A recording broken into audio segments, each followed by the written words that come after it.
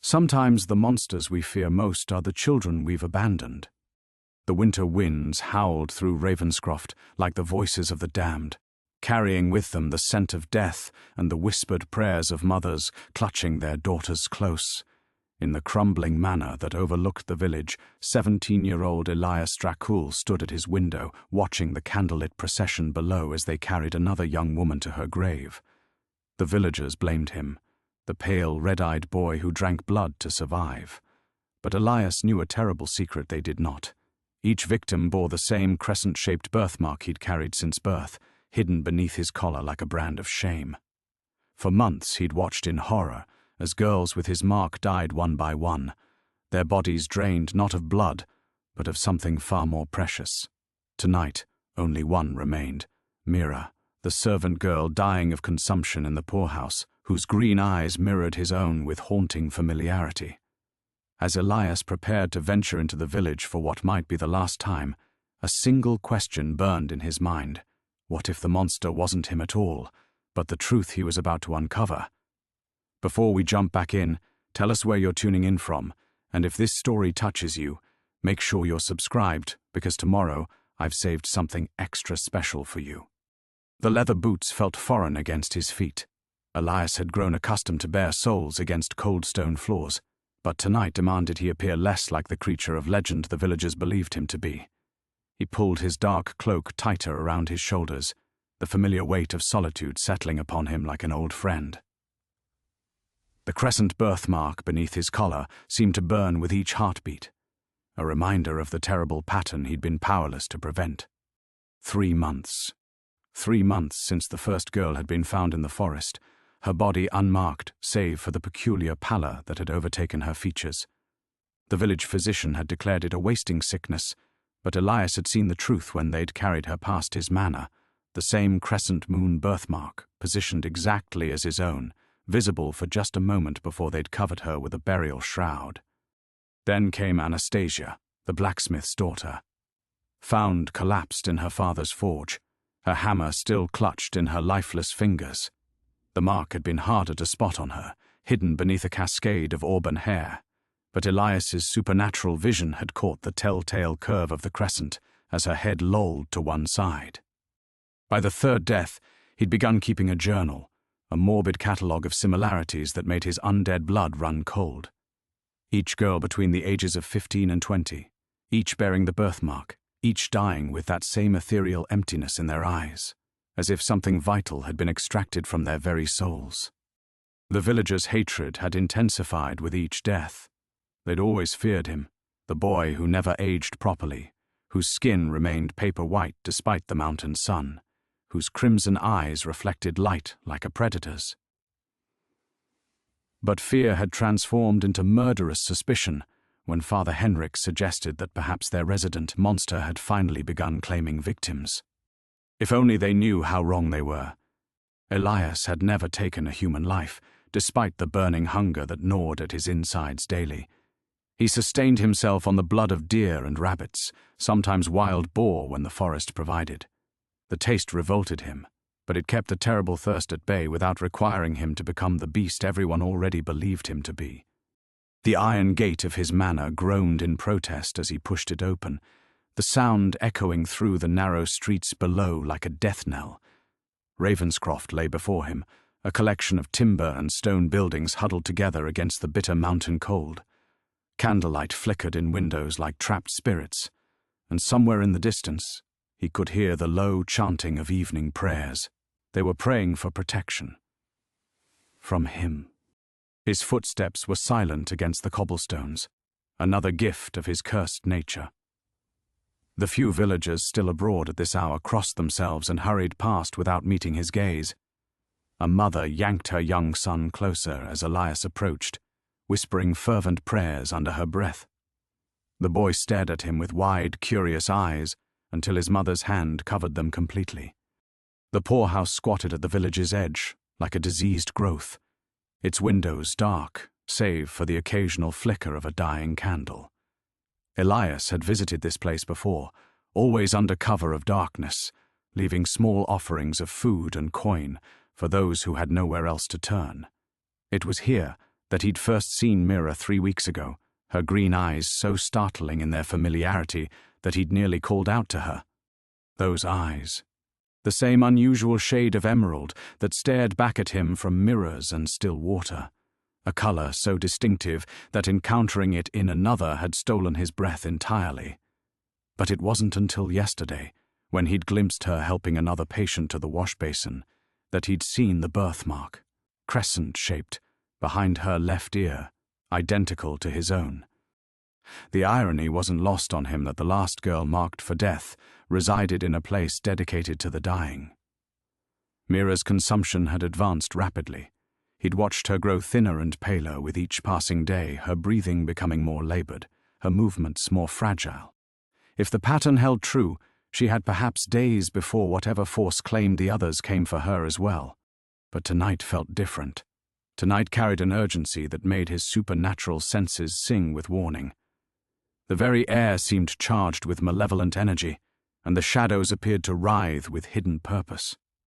Elias pressed himself against the poorhouse's stone wall, listening.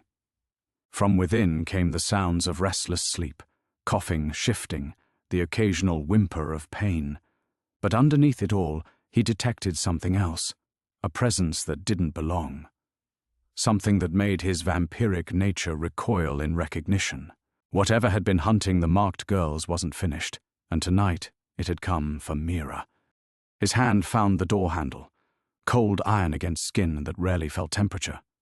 Inside lay a dying girl who might hold the key to a mystery that had haunted him since birth, and perhaps the truth about what he really was. The handle turned silently beneath his grip. The door opened on hinges that had long since learned to whisper rather than scream. Elias slipped inside, his supernatural vision adjusting instantly to the poorhouse's murky interior. The stench hit him immediately, unwashed bodies, sickness, and something else, something metallic that made his fangs ache with unwanted recognition. Blood, but not the fresh kind that might signal violence. This was older, deeper, the scent of life slowly ebbing away from too many souls crammed into too small a space. It was a smell that had become as familiar to him as his own reflection, for this was where he came when the isolation of his manor became unbearable, when even the cold comfort of his inherited wealth couldn't fill the hollowness that gnawed at his chest. Elias moved between the rows of narrow cots with practiced silence. He knew this place intimately, which floorboards creaked, where the shadows fell deepest, how to navigate without disturbing the fitful sleep of the desperate. For 3 years now, he had been making these nocturnal visits, leaving coins tucked beneath pillows, placing loaves of bread where they would be found come morning, ensuring the fire never quite died in the single hearth that provided the building's only warmth. The poorhouse keeper, old Thomas, had never caught him directly, but Elias suspected the man knew. There had been knowing looks, careful absences during certain hours, and once, just once, Thomas had left a window unlatched on a particularly bitter night when the front door's hinges had begun to rust. It was as close to friendship as Elias had ever known. He paused beside the cot where young Willem lay sleeping, the boy's arms still wrapped protectively around the wooden horse Elias had carved for him. The child's fever had broken 2 days ago, though he remained too weak to leave. Beside him, Martha wheezed through dreams, her gnarled hands clutching the woolen shawl that had mysteriously appeared during the last snowfall. These people had become his secret congregation, the only souls in Ravenscroft who benefited from his existence without knowing it. They were what he had to lose. This tenuous connection to humanity, these small acts of kindness that convinced him he wasn't entirely the monster the village believed him to be. If his true nature were discovered here, if they knew their anonymous benefactor was the very creature they crossed themselves against, even this refuge would be stripped away. Mira's cot lay in the farthest corner, positioned beneath a small window that during daylight hours provided a view of the forest beyond. She had chosen it, Thomas had mentioned to another resident within Elias's hearing, because she liked to watch the snow fall. Even dying, she sought beauty in the world. As he approached, the malevolent presence he'd sensed from outside intensified. The shadows seemed to pulse with their own heartbeat, and the temperature dropped several degrees. His vampiric nature recognized something in that darkness. Not kindred, but parallel. Another predator, another thing that shouldn't exist. Mira lay on her side, facing the window, her breathing so shallow it barely disturbed a threadbare blanket pulled up to her chin. In sleep, the resemblance between them was even more pronounced, the same sharp cheekbones, the same dark lashes against pale skin. Even her hair, though matted with illness, held the same midnight black as his own. But it was more than physical similarity that drew him to her. In the 3 weeks since he'd first seen her, Mira had become an obsession that went beyond the mystery of their matching birthmarks. She was everything he longed to be, accepted despite her circumstances, gentle with the other residents, possessed of a quiet dignity that made even her suffering seem noble. The other inhabitants of the poorhouse spoke of her with genuine affection, sharing their meager rations when her appetite failed, taking turns reading to her from Thomas's single battered book of Psalms. She belonged somewhere. She mattered to people. She was mourned in advance. Elias had spent 17 years wondering what it might feel like to be missed. A soft sound escaped Mira's lips. Not quite a word, but close enough to make him lean closer. Her eyes remained closed, but her breathing had changed, becoming more labored. The strange energy in the room intensified, and for a moment the shadows along the far wall seemed to take on an almost human shape. His hand moved instinctively toward her, fingers extended to wake her, to warn her of whatever approached. But he hesitated, knowing that his touch might be the last thing she experienced before. "Mother," Mira whispered, the word barely audible, but clear enough to stop Elias's heart entirely. She was calling for her mother in her dreams, reaching towards something that wasn't there. But as her hand emerged from beneath the blanket, seeking comfort in the dark, Elias saw something that made his world tilt on its axis. A ring. Simple silver, but bearing an inscription he recognized because he'd traced those same letters on his own father's signet ring 1,000 times. Dracul, his family name, worn by a dying girl who shared his eyes, his birthmark, and now, impossibly, his blood. The ring caught what little moonlight filtered through the grimy window, and Elias felt something fundamental crack inside his chest. His knees gave way, sending him crashing to the floor beside Mira's cot with enough force to wake half the poorhouse under normal circumstances. But the oppressive presence that had followed him here seemed to swallow the sound, creating a pocket of unnatural silence around them. Dracul. The family name his father had spoken only once before his death, and then only to warn Elias never to utter it beyond the manor's walls. "There are those who would kill you for that name alone," the old man had whispered on his deathbed. "Wear it like a crown in private, but never let the world see." Yet here was a dying servant girl, wearing his legacy on her finger as casually as others wore their father's wedding bands. Elias reached out with trembling fingers, his supernatural hearing catching the erratic rhythm of Mira's heartbeat.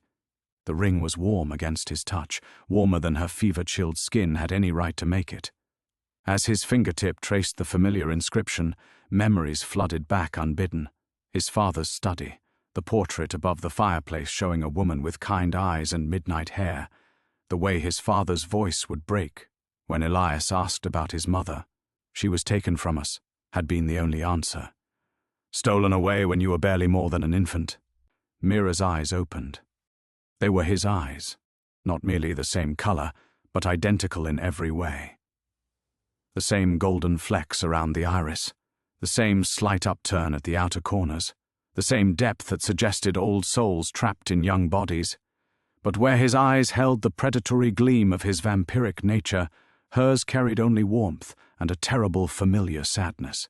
"You came," she whispered, her voice so soft he might have imagined it. "I dreamed you would." The words hit him like a physical blow. She had dreamed of him, just as he had been dreaming of her for weeks. Strange, fragmented visions of a girl with his face calling out from places he couldn't reach. He had dismissed them as manifestations of his guilt over the other deaths, his mind way of processing the horror of watching helplessly as marked girls died one by one. "The ring," he managed, his own voice sounding foreign to his ears. "Where did you get it?" Mira's gaze drifted to her hand, still extended toward him. It was my mother's. The only thing— She coughed, a wet sound that brought specks of blood to her lips. The only thing she left me when they took her away. The oppressive presence in the room pulsed stronger, and the shadows along the walls began to writhe with increasing agitation.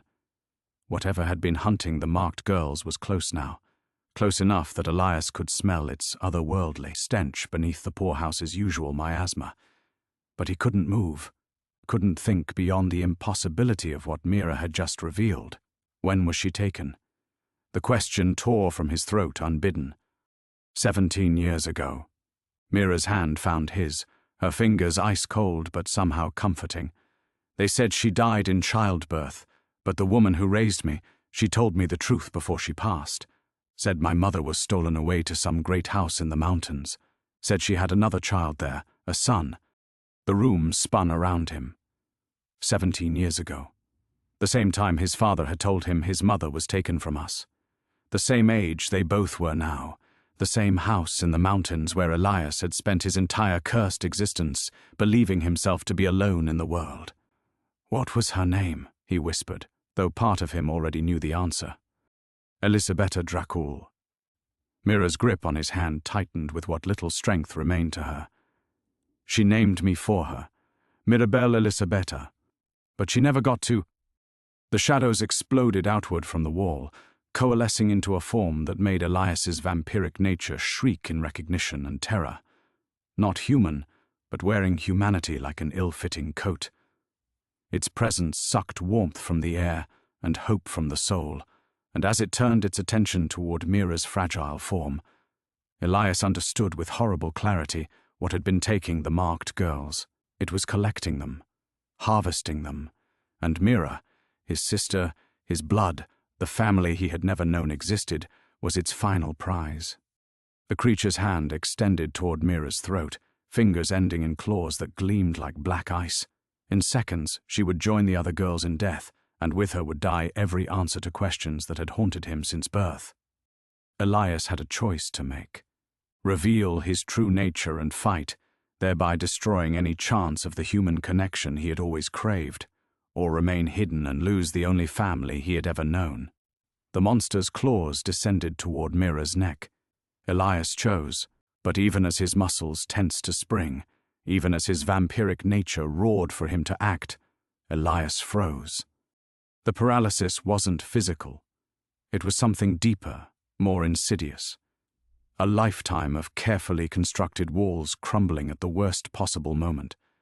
The creature's claws hung suspended mere inches from Mira's throat, moving with deliberate slowness, as if savoring this final moment. And still Elias remained crouched beside the cot, like a statue carved from fear itself. What if I'm just like it? The thought struck him with devastating clarity. Here was another predator, another thing that fed on human life, another monster wearing a mockery of human form. How many times had he stared at his reflection and wondered if this was his destiny, to become the very evil the villagers already believed him to be? How many nights had he lain awake, fighting the hunger that gnawed at his insides, terrified that one day his careful control would snap and he would become exactly what they feared? If he revealed himself now, if he unleashed the supernatural strength and speed that marked him as something other than human, would Mira see any difference between him and the shadow thing preparing to kill her?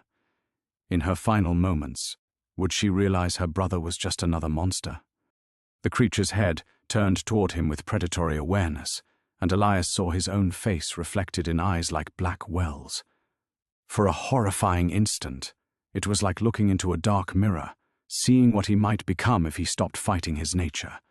The thing smiled, revealing teeth that weren't quite fangs but weren't quite human either, and Elias heard his father's voice echoing across the years. There are those who would kill you for that name alone. Wear it like a crown in private, but never let the world see. Had his father known? Had he understood that the Dracul bloodline carried more than noble heritage, that it carried a curse that transformed children into things that shouldn't exist? Was this creature another like him, another offspring of their twisted family tree who had chosen to embrace what Elias had spent 17 years denying? Mira's breathing grew more labored, and her grip on his hand weakened. She was dying. had been dying for weeks, and now she would die believing herself alone, abandoned by the brother she had somehow known existed, the brother who was too much of a coward to save her. But what if I make it worse?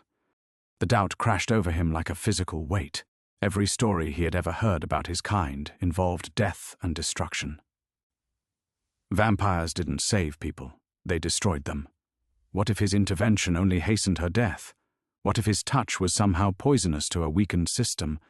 What if the very act of revealing his supernatural nature brought down some cosmic retribution that consumed not just Mira, but everyone in the poorhouse? Around them, the other residents continued sleeping, trapped in the creature's unnatural silence. Old Thomas wheezed from his corner bed, completely unaware that death stalked the building he had dedicated his life to protecting. Young Willem clutched his wooden horse, innocent and vulnerable. Martha's gnarled fingers still held the shawl Elias had given her, a kindness that now felt hollow in the face of his current paralysis. These people trusted their anonymous benefactor. They had accepted his gifts without question, found comfort in his secret kindnesses. If they woke now to find him locked in supernatural combat with a creature from their darkest nightmares, would they understand he was trying to protect them? Or would they see only two monsters fighting over prey, their sanctuary transformed into a battlefield between competing evils? The creature's claws pressed against Mira's skin, and a single drop of blood welled up from the contact. The scent hit Elias like a physical blow, awakening the hunger he had fought so hard to suppress. His fangs elongated involuntarily, and for a moment, just a moment, he wanted that blood for himself. The realization sent him reeling backward, his hand slipping from Mira's grasp. He was a monster. The villagers were right to fear him, right to cross themselves when he passed. Here was his sister, dying before his eyes, and part of him was thinking about feeding. Part of him was calculating how much blood she could spare before— "Brother," Mira whispered, her voice barely audible above the sound of his own thundering heartbeat. "I know what you are." Her words cut through his spiral of self-doubt, like a blade. She was looking directly at him, her green eyes, his eyes, clear and knowing despite her failing strength. There was no fear in her expression, no revulsion, only acceptance and something that might have been relief. "I've always known," she continued, each word an effort. "In dreams, in the way the shadows move differently when you're near, in the gifts that appeared when we needed them most." Her gaze flickered to the creature looming over them both. "Just like I know what that is, and I know you're nothing like it." The creature hissed, its patience finally exhausted. The claws descended toward her throat in earnest now, no longer playing with its prey. Mira's eyes never left his face. "Choose," she breathed. The word hit Elias like a benediction and a curse combined. Choose. Not between monster and man. Mira had already absolved him of that burden with her acceptance.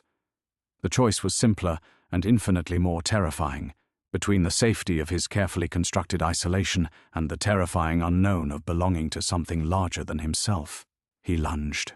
The transformation was instantaneous and complete. 17 years of suppressed nature exploded outward as Elias embraced what he had always feared to become. His muscles expanded with supernatural strength, his senses sharpened to preternatural clarity, and his carefully hidden fangs extended fully for the first time in his life. The hunger that had always gnawed at his edges roared forward, not for blood, but for battle. He struck the shadow creature with enough force to send them both crashing through the poorhouse's far wall. Wood splintered and stone cracked as they tumbled into the snow-covered courtyard beyond, their impact creating a crater in the frozen ground. The creature's inhuman shriek pierced the night, finally breaking the supernatural silence that had blanketed the building. Inside, the residents began to stir. Elias could hear their confused murmurs, old Thomas's voice calling out in alarm, but those sounds felt distant now, echoes from a world he was rapidly leaving behind. There would be no returning to his secret kindnesses after this, no more anonymous gifts left in the darkness. His true nature was revealed, his refuge destroyed. The creature recovered with fluid grace, its form shifting and writhing like smoke given malevolent purpose. Up close, Elias could see the terrible intelligence in its black eyes, ancient, patient, and utterly without mercy. It spoke in a voice like grinding stone, words in a language that predated human speech but somehow conveyed meaning directly into his mind. Young Dracul, finally awakened, your father would be disappointed. You knew my father? Elias snarled, circling the creature with predatory caution. Snow crunched beneath his feet, and his breath misted in the frigid air. I made your father, as he made you, as you will make others, when the hunger finally claims you fully. The thing's smile revealed rows of teeth like broken glass. But first, the girl must join her sisters. The ritual requires completion. What ritual? What are you collecting them for? To unmake what should never have been made. To cleanse the bloodline of its contamination. Its gaze flickered toward the broken wall where Mira's cot was visible through the gap. Your mother's blood runs too pure in that one. It must be harvested before it can corrupt others. The words hit Elias like physical blows. This thing hadn't been randomly killing marked girls. It had been systematically hunting his family, his mother's other children, scattered and hidden across the region. Mira wasn't its final victim. She was its ultimate prize, the one whose death would complete some dark purpose that stretched back generations. Why? He demanded, even as he prepared to spring again. Because your kind should not exist with human hearts.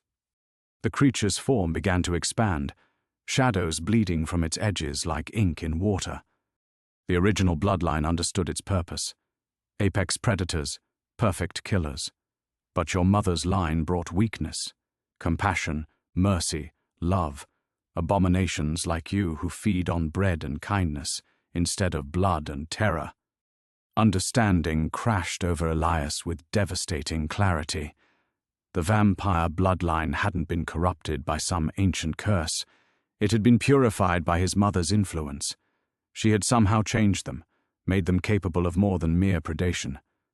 And this creature, this remnant of what they had once been, was trying to undo her legacy by destroying every trace of her bloodline. Behind him, Elias heard movement from the poorhouse. Footsteps, voices. The residents emerging to investigate the disturbance. In moments, they would see him fully revealed. Fangs extended, eyes blazing with supernatural fire, locked in combat with a nightmare made manifest. They would know their anonymous benefactor was the monster they had always feared. But as the creature lunged toward the broken wall, toward Mira, Elias realized he no longer cared about their judgment. The careful isolation he had maintained for 17 years crumbled away like old parchment, replaced by something he had never allowed himself to feel. Purpose. He intercepted the creature mid-leap, his claws raking across its shadowy flesh as they crashed to the ground once more. The thing's substance felt like ice and fury beneath his fingers, yielding yet somehow substantial. It writhed in his grip, its form becoming increasingly unstable as their battle intensified. You cannot stop what has already begun, it hissed. She dies tonight. They all die. Your mother's corruption ends with this generation. Then you don't know me at all, Elias growled, his voice carrying new authority. For the first time in his life, he wasn't fighting his nature. He was embracing it, wielding it with purpose instead of shame. The creature's laugh was like breaking glass. I know exactly what you are, young Dracul. The question is, do you? As if summoned by its words, Elias felt something ancient stirring in his blood, awakening in response to the battle. Something that whispered of power beyond anything he had ever imagined, and prices he wasn't sure he was prepared to pay. The ancient power surged through Elias's veins like molten silver, and suddenly the creature beneath his claws seemed smaller, less substantial. The whispers in his blood spoke of dominion over shadows, of the ability to bend lesser beings to his will, of hunger that could drain life with a touch. For one intoxicating moment, he felt truly invincible and utterly inhuman. Then Mira's voice cut through the supernatural fury. Don't let it change you. Her words were barely audible above the creature's thrashing, but they struck him with more force than any physical blow. The ancient power recoiled, and Elias found himself staring into the thing's black eyes with sudden clarity. This was the test, not whether he could destroy the creature, but whether he could do so without becoming it. He pulled back from the edge of that terrible hunger, just as old Thomas's voice rang out behind him. "Sweet Mother of God, what in blazes?" The poorhouse residents had finally emerged, and Elias felt their collective gasp like a physical weight. He didn't need to turn around to know what they were seeing, their mysterious benefactor revealed as something from their darkest nightmares, locked in combat with a shadow creature in the ruins of their courtyard. But instead of screams or fleeing footsteps, he heard something unexpected. "Get away from him, you devil." The voice belonged to young Willem, and it was followed by the whistling sound of something small and hard striking the creature's flank. The wooden horse, Willem's most precious possession, bounced off the thing's shadowy form with surprising force. "Willem, no!" old Thomas shouted, but the boy was already reaching for another projectile. "He brought us food when we were starving," Willem declared with the fierce certainty of childhood. "He kept Martha warm. He's not the monster. That thing is." More voices joined in. Martha's cracked tones, the baker's wife from the next street who had been visiting her ailing mother, even silent Henrik who never spoke to anyone. They weren't fleeing, they were rallying to defend him. The creature's form wavered, its concentration broken by this unexpected development. Elias felt its grip on reality loosening, the shadows that comprised its substance becoming less cohesive, but he also sensed its desperation growing more dangerous. "Fools," it hissed, its attention shifting toward the humans. "You protect your own predator. When he grows hungry enough, and he will, you will be his first meal." "Elias." This time it was old Thomas, his voice steady despite the supernatural chaos around them. "That's your name, isn't it?" "Elias Dracul." The use of his true name sent another shock through the creature's form. Names had power, especially in moments like this. Elias met the old man's eyes, and saw not fear but something approaching understanding. "I've lived in this village for 70 years, Thomas continued, moving closer despite the obvious danger. "I've seen real monsters, men who would let children starve while their own bellies stayed full. Men who would turn away from suffering because it wasn't profitable to care." He gestured toward the creature. "That thing there, it's killed 17 girls across 3 villages. But you've saved more lives than you've ever taken." The creature writhed more violently, its form beginning to fray at the edges. Elias realized that their acceptance was somehow weakening it, that his connection to humanity, rather than diminishing his power, was actually strengthening it in ways the ancient bloodline had never intended. "The others are coming," Martha called out, pointing toward the village proper. "I can see torches." Indeed, lights were bobbing through the darkness as more villagers responded to the disturbance. But these weren't the angry torches of a mob. They moved with purpose, urgency. Help was arriving, though Elias wasn't certain what form that help might take. The first figure to emerge from the night made his heart skip entirely. Dr. Henrik Volkov, the traveling physician who had treated half the village through the recent fever outbreak, strode into the courtyard with the confidence of someone who had seen impossible things before. His medical bag was slung across his shoulder, but the crossbow in his hand suggested he had come prepared for more than conventional healing. "Step away from it, boy," Volkov commanded, his accent marking him as foreign, probably Austrian or Hungarian. "That creature is beyond your strength alone." "How do you—" Elias began. "Know what you're fighting? Know what you are?" Volkov's smile was grim but not unkind. "I've been tracking this thing for 3 months, following its trail of dead girls across the mountain villages. I was wondering when I'd finally encounter one of the uncorrupted bloodline." The creature's laugh turned to a shriek of rage. "Another meddler! Your kind should have died out centuries ago, Volkov." "Yet here I am," the doctor replied calmly, raising his crossbow. The bolt loaded in it gleamed with an odd silver light.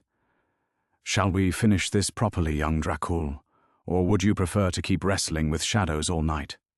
As if responding to some unspoken signal, the creature suddenly released its hold on physical form entirely, expanding into a cloud of malevolent darkness that rushed toward the poorhouse, toward Mira. Elias had allies now, but the real test was just beginning. "Mira!" Elias roared, launching himself after the writhing mass of darkness, but the creature moved with supernatural speed, flowing like poisonous smoke through the broken wall. Dr. Volkov's crossbow bolt whistled past his ear, its silver light carving a brilliant arc through the night before striking the shadow thing's trailing edge. The creature shrieked and wavered but didn't slow. Inside the poorhouse, Elias could hear the other residents scrambling, old Thomas barking orders, Willem crying out in fear, Martha's voice raised in what sounded almost like a prayer. But above it all, he heard Mira's labored breathing growing more desperate, more strained. "The bolt only wounds it," Volkov called, already reloading with practiced efficiency. "We need to force it into solid form before—" The doctor's words were cut off as the creature's voice echoed from within the building, no longer the grinding whisper it had used before, but something approaching human speech, thick with malevolent satisfaction. "Too late, little brother. She comes to me willingly now." Terror, unlike anything Elias had ever experienced, crashed over him. He burst through the broken wall without thought for his own safety, his enhanced vision immediately finding Mira's cot in the darkness. What he saw there made his blood freeze. The shadow creature had taken partial human form, its darkness coalescing into the shape of a woman. Beautiful, maternal, with eyes the same haunting green as Mira's own, as Elias's sister, as his own. The thing wore their mother's face, and Mira was reaching toward it with trembling fingers, her expression one of desperate longing. "Mother?" Mira whispered, the word barely audible but carrying enough heartbreak to shatter stone. "You came back?" "My darling girl," the creature crooned in a perfect mimicry of maternal love. "I've been searching for you so long. Come to me, child. Let me take away all your pain." "It's not her," Elias said desperately, moving closer but afraid to break whatever spell held his sister transfixed. "Mira, that's not our mother." But even as he spoke, doubt gnawed at him. What did he truly know about their mother? What if this creature wasn't just wearing her face? What if their mother had somehow become this thing? What if the corruption ran deeper than he had imagined? The false mother's gaze shifted to him, and for an instant, he saw something flicker in those stolen green eyes. Recognition, perhaps even genuine affection. When it spoke again, its voice carried undertones of memory that felt disturbingly authentic. "Elias, my beautiful boy. Look how strong you've become." The creature's form solidified further, becoming more convincingly human with each passing moment. "I know you've suffered, keeping your nature hidden, fighting what you were born to be. But that struggle ends now. We can be together again. All of us." Behind him, Elias heard Dr. Volkov curse in what sounded like Hungarian. "It's using their genetic memory," the doctor called. Everything their mother knew, felt, experienced. The creature absorbed it when she died. "Those aren't just illusions, boy. Those are real memories." The revelation hit Elias like a physical blow. Their mother hadn't simply been killed. She had been consumed, her very essence devoured and incorporated into this abomination. Every word, every gesture, every expression of love the creature displayed was a violation of her memory, a desecration of everything she had been. Rage built in his chest, but it was a different fury than the ancient bloodline had offered him earlier. This was human anger, protective and righteous, untainted by supernatural hunger. This was a son's love for his mother and his sister, weaponized against the thing that would corrupt both. "You're wearing her face," Elias said, his voice deadly quiet as he stepped between the creature and Mira's bed, speaking with her voice. "But you're nothing like her." The false mother's expression shifted, revealing glimpses of the malevolence beneath the stolen features. "I am more her than you could ever comprehend. I know her dreams, her fears, her hopes for you both. I know how she died, then you know she would never ask us to become what you are. She begged for your lives with her last breath, offered her own soul to spare her children. And I granted her request in my own way." Mira's hand was almost touching the creature now, her face radiant with desperate hope. Around them, the other residents pressed against the far walls, too terrified to flee but unwilling to abandon their home. Dr. Volkov had entered the building behind Elias, his crossbow raised but unable to fire without risking Mira's life. The creature's smile widened, revealing teeth that were gradually becoming less human, more predatory. "Choose quickly, little brother. Save her soul by destroying this frail body, or let me give her the eternal life your mother died begging for. Either way, the bloodline ends tonight." Elias felt the weight of impossible decisions crushing down on him. Every choice led to loss, Mira's death or her transformation into something monstrous. His hands trembled as he realized that sometimes love meant making choices that would haunt him forever. The creature began to lean toward Mira's outstretched fingers, and time seemed to slow to a crawl. Time fractured into crystalline moments as Elias watched the creature's stolen face descend toward Mira's reaching hand. In that suspended instant, he felt the weight of 17 years crushing down on him. Every hidden meal, every careful lie, every moment of self-imposed exile had led to this. The choice between his sister's life and her soul, between love and loss, between the monster he feared becoming and the brother he needed to be. The ancient power stirred in his blood again, whispering seductive promises. "Take it. Claim what is yours by right. Become what you were meant to be." But beneath that supernatural chorus, he heard something else. Willem's fierce declaration, old Thomas's steady acceptance, Mira's labored breathing. Human voices, human love. The very thing this creature sought to destroy. "No," Elias said, the word erupting from somewhere deeper than thought. He lunged forward, not with supernatural speed or vampiric grace, but with the desperate urgency of a brother protecting his sister. His hand closed around the creature's wrist just as its fingertips brushed Mira's palm, and the contact sent shockwaves through both of them. The false mother's mask cracked, revealing glimpses of the writhing darkness beneath.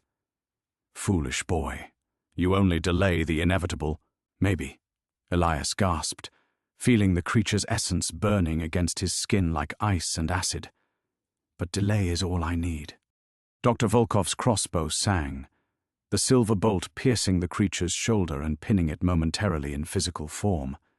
The thing shrieked, its stolen features dissolving and reforming in rapid succession, sometimes their mother's face, sometimes the visages of the murdered girls, sometimes nothing human at all. "The connection!" Volkov shouted.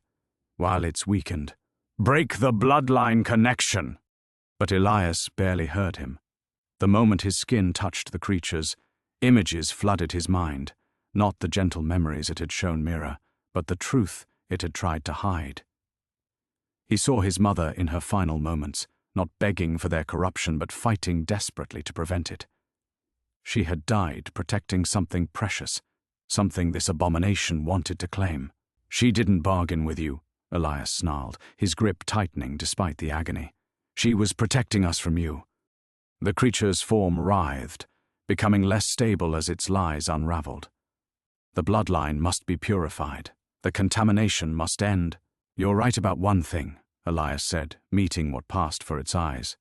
"This does end tonight." He reached deeper into himself, not toward the ancient hunger, but toward the human connections that had sustained him. Willem's wooden horse lying broken in the courtyard because a child had defended him. Old Thomas standing firm despite his fear.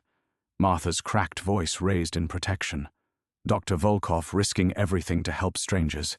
And Mira, fragile, dying Mira, who had still tried to share her meager bread. These were the bonds that made him more than monster, more than the sum of his supernatural parts. This was what his mother had died protecting, not just her children's lives, but their capacity to love and be loved in return. The creature seemed to sense the shift in him, its struggles becoming more frantic. "You understand nothing. Without the pure bloodline, you are nothing but abominations, too weak to be proper predators, too dangerous to live among humans. Then we'll be abominations, Elias replied, feeling strength flow through him that had nothing to do with vampiric power. Better that than pure monsters. Mira's voice cut through their struggle, weak but determined. Elias, the birthmark. Look at the birthmark. Even in her delirium, his sister had noticed what he had missed, where his hand gripped the creature's wrist. The crescent moon mark that had haunted them both was glowing with silver light, matching the radiance of Volkov's crossbow bolt. The birthmarks weren't just identification, they were protection, safeguards their mother had somehow woven into their very flesh. Understanding crashed over him. The creature couldn't simply kill them, it needed them to surrender willingly, to choose corruption over humanity. Only then could it break the protection their mother had died to create. "You can't take us," Elias said with growing certainty. "You never could. That's why the elaborate charade, the stolen memories, the false choices. You need us to give ourselves to you freely." The creature's shriek of rage confirmed his suspicion, its form beginning to fragment as its purpose unraveled. But even as it weakened, Elias felt something new stirring, not the ancient bloodlust, but a different kind of inheritance. His mother's final gift, activated by his choice to reject the creature's corruption. The ordeal was far from over, but for the first time since this nightmare began, Elias felt something approaching hope. The truth was finally emerging, and with it, the possibility of a different kind of ending than the one this ancient evil had planned. Around him, the poorhouse walls seemed to pulse with silver light as every birthmark bearer in the building began to glow with the same protective radiance. The creature's trap was becoming its prison, and Elias was no longer fighting alone. The silver light that had given Elias such hope lasted barely a heartbeat before it began to flicker and fade. The creature's form solidified with renewed malevolence, its stolen features settling into a mockery of their mother's face that was somehow more terrible for being almost perfect. When it spoke, its voice carried the weight of centuries and the cold satisfaction of inevitable victory. "Did you truly believe it would be so simple, little brother? That a child's defiance could undo what has been written in blood for 1,000 years?" The protective radiance from the birthmarks guttered like candles in a storm. Around the poorhouse, the other marked residents, Martha, Henrik, even young Willem, cried out as the silver light died, leaving them vulnerable and exposed. Elias felt his own mark burn against his skin, not with protective power but with searing agony. "The protection was never meant to last," Dr. Volkov said grimly, his voice heavy with defeat. "It was only a delay, a way to give them time to choose their path before the bloodline claimed them." Precisely. Their mother bought them 17 years of pretending to be human. But childhood ends, Doctor. The blood always calls its own home. Mira's labored breathing suddenly hitched, becoming shallow and rapid. The consumption that had been slowly claiming her was accelerating, her body unable to withstand the supernatural forces tearing through the room. Her green eyes, so like their mother's, so like his own, began to dim. "She's dying," Elias whispered, his grip on the creature loosening as panic overwhelmed him. "Mira, hold on." "Choose quickly now, brother. Let me grant her eternal life, or watch your last connection to humanity slip away forever. Without her, what reason do you have to cling to this pretense of mortality?" The creature's words cut deeper than any physical wound because they carried the terrible weight of truth. Mira was his anchor, the living proof that he was more than monster. Without her, who was he? What was he? Dr. Volkov moved closer, his crossbow lowered in defeat. "There are others of your kind," he said quietly, "scattered across Europe, hiding as you've hidden. But they've all made the same choice eventually. The isolation becomes too much. The hunger grows too strong. In the end, they all embrace what they are." "No," Elias said, but his voice lacked conviction. "The doctor speaks wisdom. Your mother's protection has failed. Your sister dies regardless of what you choose. But I can offer you something better than grief. I can offer you purpose. Become what you were born to be, and lead your kind into a new age. Rule rather than hide." As if summoned by the creature's words, shadows began seeping through the walls. More beings like it, ancient and hungry, drawn by the promise of a new convert. The poorhouse filled with whispers in languages that predated human civilization, voices that spoke of power and dominion, and the sweet taste of surrender. Old Thomas, pressed against the far wall with the other residents, spoke into the supernatural chorus with quiet dignity. "Boy, Elias, whatever choice you make, know that we don't fear you, we never have. The monster isn't in your blood, it's in how you choose to use it." But even those kind words felt hollow now. Willem's wooden horse lay broken in pieces where it had fallen. Martha's face was grey with approaching death, as the supernatural forces drained what little life remained in the building's residents. Henrik had collapsed entirely, his frail form crumpled like discarded clothing. "They're all going to die because of me," Elias realized with crushing certainty. "My very existence brought this thing here. I'm the reason it can find the others, the reason the killing never stops." "Yes," the creature agreed with maternal gentleness, "but it doesn't have to be senseless slaughter. Accept what you are, and they can serve a greater purpose. They can feed your ascension instead of dying meaninglessly." Mira's hand found his wrist, her touch impossibly cold. When he looked down at her face, he saw their mother's features reflected there, not stolen and corrupted as in the creature's mask, but genuine and loving and slowly fading away. "I'm sorry," she whispered, each word a struggle. "I'm sorry I can't stay strong enough to keep you human." The words shattered something inside him. His sister was apologizing for dying, as if her mortality was a failure instead of the precious thing that had given his existence meaning. Around them, the shadows pressed closer, eager to witness his transformation from protector to predator. Dr. Volkov set down his crossbow, the gesture heavy with resignation. "I've hunted these things for 20 years, he said. "I've never seen one of the bloodline resist this long. Your mother would be proud." But pride felt meaningless, as Mira's breathing grew more labored, as the villagers who had defended him began to succumb to supernatural exhaustion, as hope itself seemed to drain from the world like blood from a wound. The creature smiled with stolen maternal love, and Elias felt the last of his resistance begin to crumble.